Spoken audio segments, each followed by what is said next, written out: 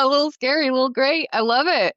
Okay, we figured this out. Okay, good. Yay. Welcome to Audience, video. yeah, welcome to seeing us actually doing the show, the recording of the show. I'm in my office in Burlington, Vermont. Dan is in our offices in Waterbury, Vermont. This is what we look like. On a Friday morning. Lizzie Boast, it was so much fun to record an Hey! intro talking about civic engagement with you. Laura, Katie, welcome. Like, very cool to see you pop in on our first live. Thank you for being alert and joining. This is a test run. We're testing out features of Substack. We haven't done a live like this. Took us a minute to figure out how we both get on at the same time. But it's pretty easy, and our goal is just to give you guys a live version of one of the questions from the show. So, I don't know, Dan, should we get to this question? Let's get to some questions. Let's do it. This question is titled Rude to Order Too Cheaply? Good cheer, etiquette. Oh, here we go. Good cheer, etiquetteers. I enjoyed your recent discussion of advice for guests ordering at a business meal, but one particular phrase got me curious.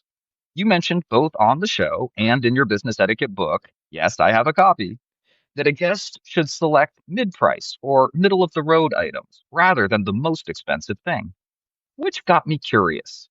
Can a guest can order too lavishly, but mid-price suggests that it might be possible to under-order as well. Is Oh, there an etiquette risk in ordering something too inexpensive from a menu during a business meal? Would love your thoughts, James. great question. I love the idea of, because we always focus on not overdoing it. Can you underdo it? And I think there is a little risk if you're not participating enough in the meal. And I'm a little curious how all those GLP-1s affecting people's appetites, where we're hearing that as folks socialize, whether for work or for business, they're eating less and feeling more comfortable if they eat less. Would it look strange if you offered to take someone out to, if we offered to take a client out to a business meal and they ordered a side salad and that was it? And maybe we're having three courses throughout that entire meal. Does it start to feel like the person's not participating? What do you think? Because my business etiquette extraordinaire seminar No, teacher. well, but you took me to the vanguard of this etiquette, which is the reduction in appetite that people experience from medication. That can really be a thing. We've heard about Sure. that in the social Yeah. sphere. Um, and then when you asked the question about the salad, the way you started it, I was saying to myself, I was thinking my example would be you can order a salad, just Yeah. so as long as you're eating along with people. Yeah. Yeah. Then you expand the example, and it's a three-course meal. I'd be looking for something to meet people during the main course as a bare minimum. And Okay. looking for a salad, looking for something. So you're sharing that experience of eating together. That's the social experience of eating that's worth participating in, even if the food in front of you is not your absolute most favorite thing ever, or if you might need to hold back a little bit to build up an Yeah. appetite before you go.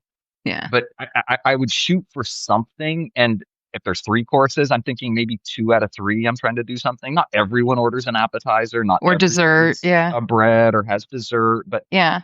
trying to engage with the main part of the meal so that you're at least sharing that experience of eating with other people when they're eating, I think is well worthwhile when you're thinking about the social side of business.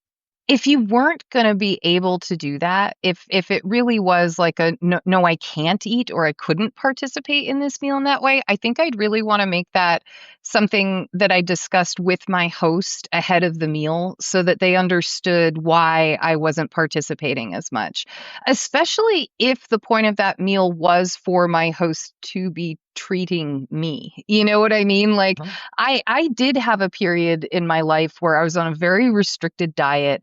I was trying to figure out if some things were sort of messing with my system, and so I was trying to really control what I was consuming. And restaurants make that really, really difficult. You just don't know how much is butter, salt, sugar added are being put into that food.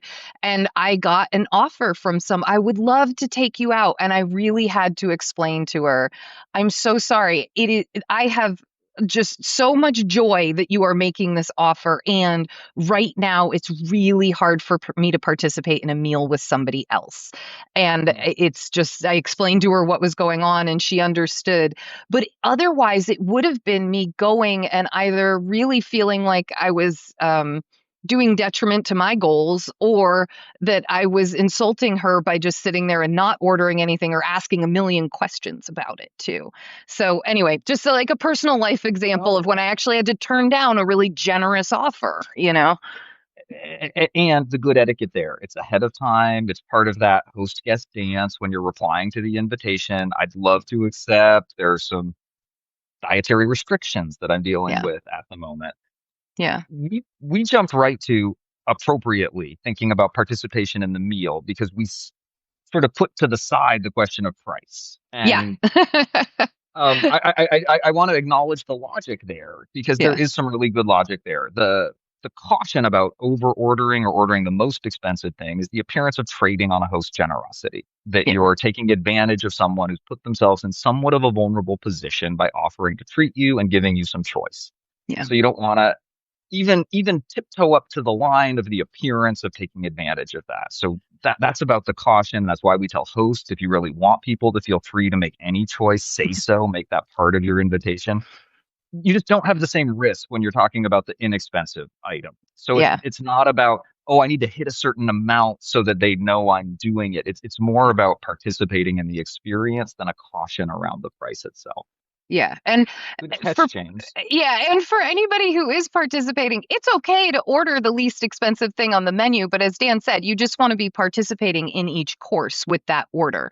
But there's nothing wrong with the least expensive thing, but don't feel you have to order it in order to make yourself or your host feel good, or that it would be rude to order a middle of the menu item. And technically, your host has invited you out, and if they're presenting you with that whole menu, the whole menu is an option for you.